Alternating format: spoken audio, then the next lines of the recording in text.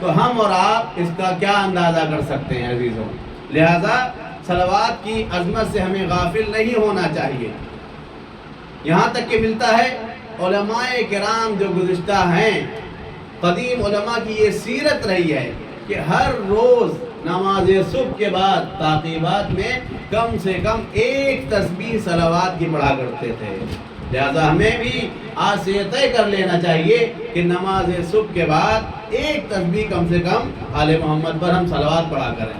عزیزوں، یہ صلوات اپنے مرحومین کو ہدیہ کریں جو ہمارے درمیان میں نہیں رہے.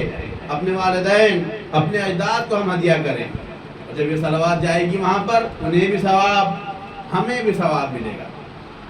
عظمت صلوات میں آپ کے سامنے ایک اور حدیث بیان کرتا ہوں. 8ویں امام علی رضا علیہ السلام کی.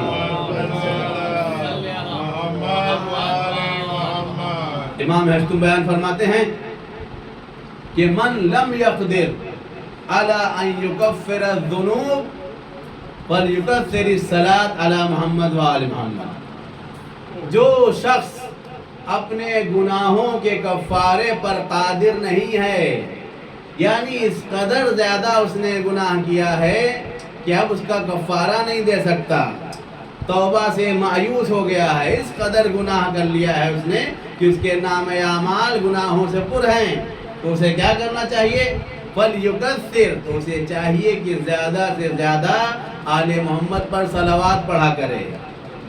تو پروردگار اسے توفیق توبہ دے گا اور عظمت آل محمد کی وجہ سے اس کے گناہوں کی مغفرت مل جائے گی، اسے بخش دیا جائے گا. عزیزاں، اگر میں صلوات کی عظمت بیان کرنے لگوں تو واقعاً کئی دن گزر جائیں، اس قدر عظمت ہے صلوات کی. لہذا اپنے بچوں کو اپنے گھر میں ہم خود بیٹھ کر صلوات کی عظمت کو بیان کریں اور اپنے مرحومین کو کم سے کم ایک تسبیح صلوات روز ہدیہ کریں. اور نماز کے بعد جب بھی فرصت ملے یا ایسے بھی ہم راستہ چل رہے ہیں تو ہم صلوات پڑھتے رہیں. کیوں؟ اس لیے کہ یہ جب صلوات پڑھتے ہیں ہم اور آپ تنہا صلوات نہیں پڑھتے ہیں. کیا ارشاد ہوتا ہے آیت میں قرآن کی؟ ان اللہ، بے شک اللہ، وملائکتہ، اور اس کے فرشتے، یصلون علی النبی، اللہ اور اس کے ملائکہ صلوات پڑھتے ہیں پیغمبر اسلام پر. یا ایھا الذین آمنوا صلوا علیہ وسلموا تسلیما، ایمان لانے والوں تم بھی کیا کرو؟ صلوات اور درود بھیجو آل محمد پر. تو جب ہم صلوات پڑھتے ہیں تو اللہ بھی صلوات پڑھتا ہے، ساتھ میں فرشتے بھی اور ہم بھی. اور یہاں تک کہ روایت میں ملتا ہے کہ جب ہم صلوات پڑھتے ہیں تو ہمارے اطراف میں جو مخلوقات کو ہم دیکھ نہیں پا رہے ہیں وہ بھی ہمارے ساتھ ساتھ صلوات پڑھتی رہتی ہے، اور ان سب کا ثواب ہمارے نام اعمال میں لکھا جاتا ہے. ایک روایت مجھے یاد آ رہی ہے، پیغمبر اسلام نے فرمایا کہ جب قیامت ہوگی، قیامت برپا ہوگی، اور اس وقت ایک ایسے شخص کو لایا جائے گا کہ جس کے لیے جہنم کا حکم صادر کیا جا چکا ہوگا، جس کے لیے لکھ دیا گیا ہوگا کہ یہ دوزخی ہے، اسے دوزخ میں ڈال دو. اب فرشتے آئیں گے لے جانے کے لیے آمادہ ہیں، نام اعمال گناہوں سے پر ہے. اتنے میں پیغمبر اسلام فرماتے ہیں کہ اس وقت میں آؤں گا عند المیزان، اس وقت میزان پر جہاں حساب و کتاب ہو رہا ہوگا میں وہاں پر آؤں گا. اور کیا کروں گا؟ یہاں تک کہ دنیا میں جو اس نے مجھ پر صلوات پڑھی تھی اس صلوات کو نکال کر ایک کاغذ کی شکل میں جس پر لکھا ہوگا صلوات، اس کو میں نام اعمال میں رکھ دوں گا. اس کے ایک طرف جو ترازو کے 2 پلے ہوں گے، ایک طرف نام اعمال میں میزان میں رکھ دوں گا، حتی اثقلہ، یہاں تک کہ اس صلوات کے ذریعے سے اس کا نام اعمال سنگین ہو جائے گا، بھاری ہو جائے گا، اور اسے احوال روز قیامت سے نجات ملے گی اس صلوات کے ذریعے سے.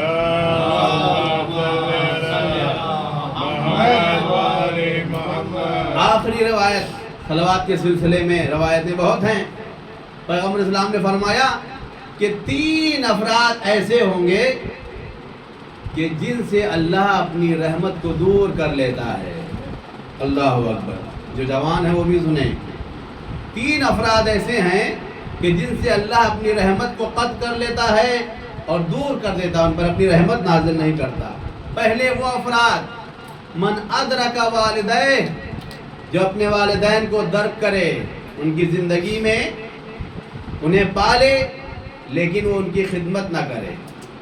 من ادرک والدیہ ولم یغفر، اور بخشا نہ جائے تو کیا فرمایا پیغمبر اسلام نے؟ ابعد اللہ عن رحمتہ، اللہ اسے اپنی رحمت سے دور کر دیتا ہے۔ کیا مطلب درک کر لے؟ یعنی زندگی میں وہ موجود تھا، والدین اس کے موجود تھے، لیکن ان کی خدمت نہیں کیا، ان کی اطاعت نہیں کیا، ان کی فرما برداری نہیں کیا، جو کچھ کر سکتا تھا نہیں کیا۔ تو پروردگار ایسے کو اپنی رحمت سے دور کر دیتا ہے، اس لیے کہ والدین کی خدمت بخشش کا وسیلہ ہے، اللہ کی رحمت نازل ہونے کا وسیلہ ہے۔ ہم یہ نہ سمجھیں کہ والدین صرف ہمیں دنیا میں لانے کا وسیلہ ہیں۔ جوان سن رہے ہیں؟ ہم یہ نہ سمجھیں کہ والدین صرف ہمیں دنیا میں لانے کا ذریعہ ہے، نہیں، پروردگار عالم ان کی وجہ سے ہمارے گناہوں کو معاف کرتا ہے، رزق میں برکت دیتا ہے، اور پروردگار عالم انہی کی وجہ سے ہمارے گناہوں کی مغفرت کرتا ہے، ہم پر رحمتیں نازل کرتا ہے، ہم سے بلاؤں کو ٹال دیتا ہے۔ مصیبتیں جو آنے والی ہوتی ہیں والدین کی دعا کی وجہ سے پروردگار ہم سے اس مصیبت اور بلا کو دور کر دیتا ہے۔ دوسرے کون لوگ کہ جنہیں اللہ اپنی رحمت سے دور کر دیتا ہے؟ فرمایا دوسرے وہ شخص من ادرک شہر رمضان ولم یغفر ابعد اللہ عن رحمتہ، جو شخص ماہ مبارک رمضان کو درک کر لے مگر بخشا نہ جائے۔ ماہ مبارک رمضان ایسی رحمتوں والا مہینہ، ایک نیکی کریے کئی گنا ثواب، ایک آیت پڑھیے قرآن ختم کرنے کا ثواب، کوئی راہ خدا میں صدقہ مختصر سا دیجئے کئی گنا ثواب۔ ہر طرف سے آپ دیکھیے، در و دیوار سے، آسمان سے رحمت الہی نازل ہو رہی ہے۔ سو رہے ہیں سانس لینے کا ثواب، جو آپ کلام کر رہے ہیں تسبیح کا ثواب۔ ایسے میں انسان اگر بخشا نہ جائے تو کتنا بڑا بدقسمت ہے۔ پیغمبر اسلام فرماتے ہیں من ادرک شہر رمضان ولم یغفر ابعد اللہ عن رحمتہ، اللہ اپنی رحمت سے دور کر دیتا ہے جو ماہ مبارک رمضان پالے اور بخشا نہ جائے۔ تیسرے کون لوگ؟ تیسرے وہ لوگ من یذکر عندہ اسمی ولم یغفر ولم یصلی علیہ ابعد اللہ عن رحمتہ، تیسرے وہ شخص کہ جس کے سامنے میرا نام لیا جائے لیکن وہ مجھ پر صلوات نہ پڑھے تو اللہ اسے اپنی رحمت سے دور کر دیتا ہے۔ اللہ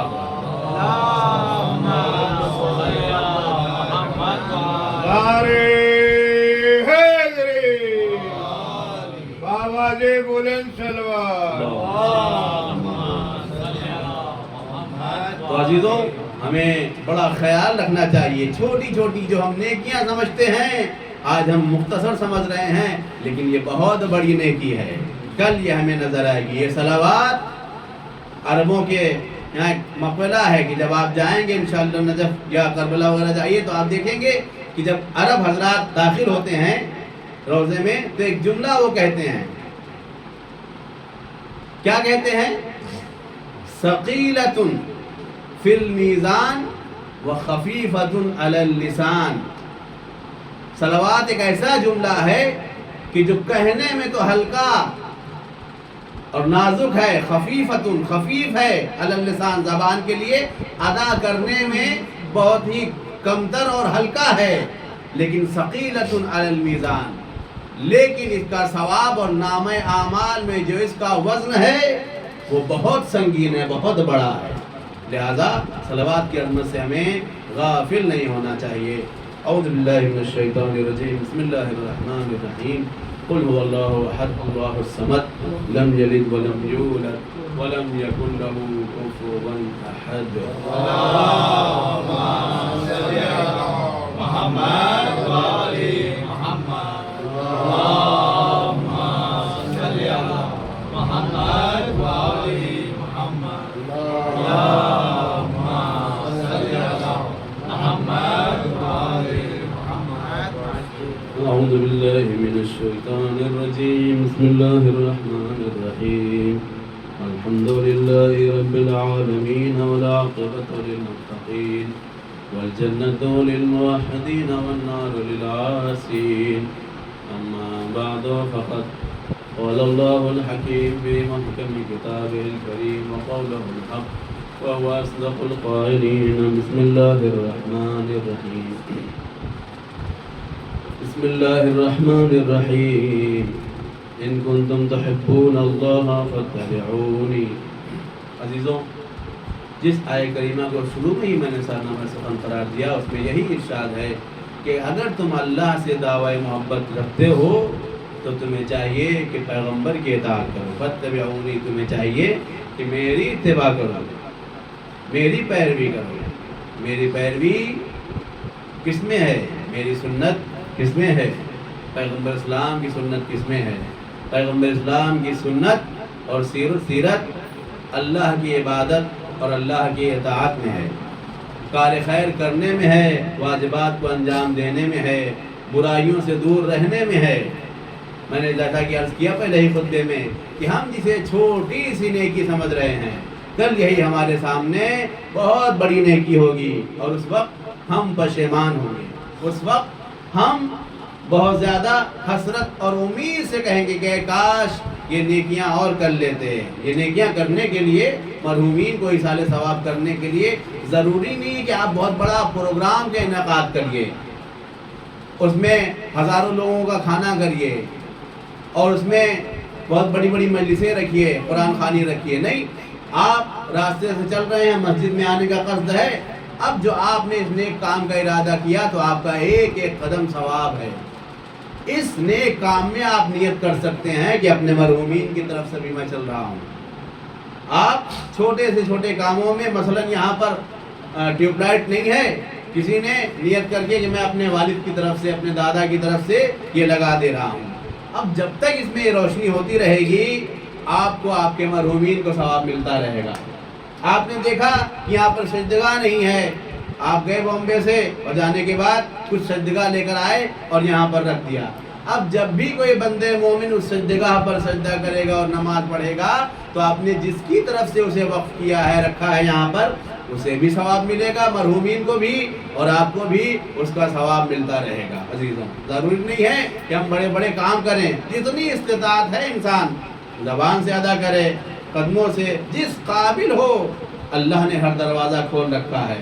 قیامت کا ایک نام ہے یوم الحسرت، حسرت والا دن، کہ جہاں پر ہر ایک حسرت کرے گا، ہر ایک امید اور یاد سے یہ خیال کرے گا، پروردگار سے کہے گا کہ کاش دنیا میں دوبارہ بھیج دیے جاتے تاکہ ہم کچھ نیک اعمال کر سکتے. اللہ اکبر. پیغمبر اسلام بیٹھے ہوئے ہیں اور فرماتے ہیں کہ کیا جس طریقے سے تم زندہ لوگوں کو ہدیہ اور تحفہ دیتے ہو، ایک دوسرے سے ملتے ہو تو تم ایک دوسرے کو گفٹ دیتے ہو، ہدیہ دیتے ہو، کیا اپنے مرحومین کو بھی ہدیہ دیتے ہو؟ جو دنیا سے چلے گئے ہیں انہیں بھی کوئی ہدیہ دیتے ہو؟ اصحاب کہنے لگے یا رسول اللہ، زندوں کو تو ہدیہ دینا سمجھ میں آتا ہے، مرحومین کو کیسے ہدیہ دیا جاتا ہے اور ان کا ہدیہ کیا ہوتا ہے؟ پیغمبر اسلام نے فرمایا نعم الہدیۃ الاستغفار. اپنے مرحومین کے لیے بہترین ہدیہ استغفار ہے. ان کے لیے توبہ استغفار کروائیے، قرآن پڑھیے، پڑھوائیے، نمازیں جو ان کی قضا رہ گئی ہیں انہیں ادا کروائیے، روزے جو ان کے چھوٹ گئے ہیں انہیں ادا کروائیے. کیا ہوتا ہے، یہاں باپ کی آنکھ بند ہوئی، انتقال ہوا، اولاد میں جھگڑا ہونے لگا، آدھا حصہ ہمارا آدھا تمہارا، جتنے بینک بیلنس ہیں، جتنے پیسے ہیں، اس میں میرا حق، اولادیں لڑنے لگتی ہیں. حالانکہ باپ نے جو نمازیں نہیں پڑھی ہیں اس کی کسی کو فکر نہیں ہے. جب تک والد پر اگر کوئی قرض ہے یا واجبات ہیں اسے ادا نہ کروا دے، اس وقت تک یہ وراثت کی تقسیم نہیں ہو سکتی عزیزوں۔ ادا کرنے کے بعد ہی بچوں کا اس میں سے حق لگے گا۔ لہذا یہ چھوٹی چھوٹی نیکیوں کو ہم چھوٹا نہ سمجھیں۔ یوم الحسرت نام ہے قیامت کا، کہ وہاں پر جا کر ہم پشیمان ہوں گے۔ جناب ذوالقرنین کے لیے مشہور ہے کہ جناب ذوالقرنین ایک وادی سے جب گزر رہے تھے، وادی ظلمات سے تاریک، اپنے چاہنے والوں سے کہنے لگے دیکھو اس جگہ پر ہو، کچھ نظر تو نہیں آ رہا ہے، لیکن جو کچھ تمہارے ہاتھوں میں آئے اسے اٹھا لو، اس لیے کہ جو اٹھائے گا وہ بھی پچھتائے گا، جو نہیں اٹھائے گا وہ بھی پچھتائے گا، جو کم اٹھائے گا وہ بھی پچھتائے گا، جو زیادہ اٹھائے گا وہ بھی پچھتائے گا۔ اللہ اکبر۔ کچھ لوگوں نے اٹھایا، کچھ لوگوں نے نہیں اٹھایا۔ جن لوگوں نے اٹھایا تھا وہ یہ سوچ کے کہ جب پچھتانا ہی ہے تو اٹھا لیں، اور کچھ لوگوں نے نہیں اٹھایا کہ جب اٹھا کر بھی پچھتانا ہے تو کیوں اٹھائیں۔ اب جب باہر آئے تو کیا دیکھتے ہیں، کہا کہ نکالو تمہاری جیبوں میں جو کنکر پتھر تم نے اٹھا لیے تھے، دیکھو کیا ہیں۔ نکالا، نکالنے کے بعد دیکھتے ہیں کہ ہیرے جواہرات ہیں ان کے ہاتھوں میں۔ اللہ اکبر۔ کہنے لگے، اب پچھتانے لگے۔ جنہوں نے اٹھایا تھا وہ اس لیے پچھتا رہے تھے کہ کاش اور زیادہ اٹھایا ہوتا، اور جنہوں نے نہیں اٹھایا تھا وہ اس لیے پچھتا رہے تھے کہ کاش اٹھا لیا ہوتا۔ تو قیامت میں بھی ہمارا یہی حال ہونے والا ہے۔ اگر ہم نے کوئی نیک عمل کیا ہے تو اس دن اس لیے پچھتائیں گے کاش اور زیادہ عمل کو انجام دیتے، اور اگر اعمال کم ہیں، نہیں انجام دیا ہے، کہیں گے کہ کاش کوئی عمل انجام دے دیا ہوتا، زیادہ انجام دے دیا ہوتا۔ لہذا عزیزوں آج وہ وقت ہے کہ ہم نیک عمل کو انجام دیں، چھوٹی چھوٹی نیکیوں کو کم نہ سمجھیں۔ یہ نیکیاں بہت ہیں عزیزوں، چونکہ وقت کم ہے، لہذا اپنی گفتگو کو سمیٹتا ہوں۔ میں اور کچھ عرض کرنا چاہ رہا تھا آپ کی خدمت میں، لیکن وقت میں گنجائش نہیں ہے۔ اعوذ باللہ من الشیطان الرجیم، بسم اللہ الرحمن الرحیم، الحمدللہ رب العالمین، وصلی اللہ علی سیدنا بالقاسم المصطفى محمد۔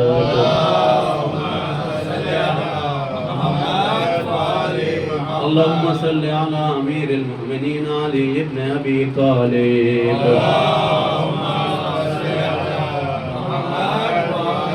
اللهم صل على فاطمة الزهراء سیدۃ نساء العالمین۔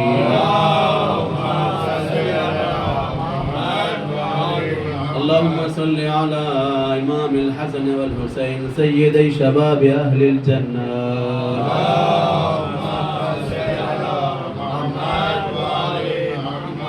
الصلاة والسلام على امام المسلمین زین العابدین علی ابن الحسین۔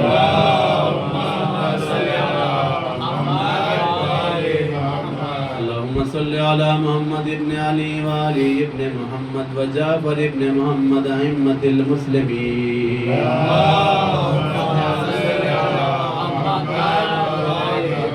اللهم صل على موسى بن جعفر وعلي بن موسى ومحمد بن علي ائمة المسلمين۔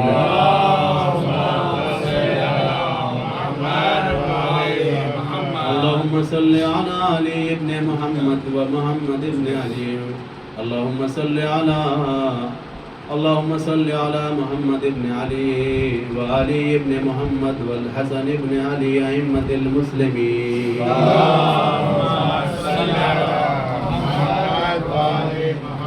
ثم الصلاة والسلام على إمام المنتظر الحجة الثاني عشر المهدي المنتظر۔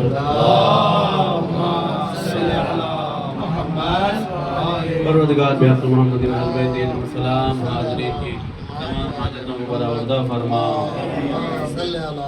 پروردگار بحق محمد اہل بیت علیہ السلام جو مقروض ان کے قرضوں کو دور فرما، جو بیمار ان کو شفائے کامل و عاجل عنایت فرما۔ پروردگار ایران کو اور جو بھی مومنین پروردگار اس وقت مشکل میں گرفتار ہیں سب کو اپنی حفظ و امان فرما۔ پروردگار امریکہ و اسرائیل کو ذلیل و خوار و خست و نابود فرما۔ پروردگار بحق محمد اہل بیت علیہ السلام علماء کرام کا سایہ ہمارے سروں پر برقرار فرما۔